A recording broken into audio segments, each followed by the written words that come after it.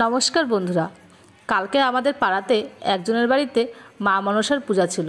তো সেই পূজা উপলক্ষেই সেখানে একটু পালা গানের ব্যবস্থা হয়েছিল। তো সেই পালা গানের মধ্যে অনেক রকমের গান হচ্ছিল আর মা মনসারই গান হচ্ছিল, আর একটু মা মনসার যে কাহিনীটা সেই কাহিনীটা একটুখানি দেখানো হচ্ছিল। আর এখানে দেখো আমরা সবাই মিলে দেখছি। আসলে আমাদের পাড়ার অনেকেই এখানে আছে, আর অনেক রাত হয়ে গিয়েছিল, মোটামুটি রাত তখন 11:15 বাজে। তো এই নাটকটি নাকি সারা রাত ধরে হবে। তো সারা রাত তো আমরা থাকতে পারবো না, আমার ছেলেটার সকালে স্কুল আছে।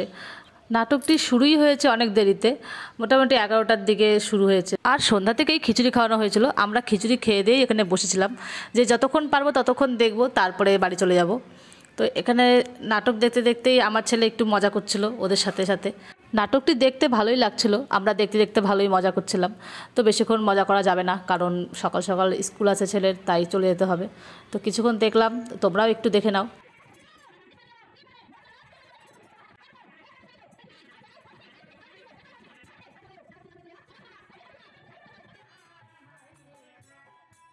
তো আমাদের দেখা কমপ্লিট, আমরা বাড়ি চলে যাচ্ছি।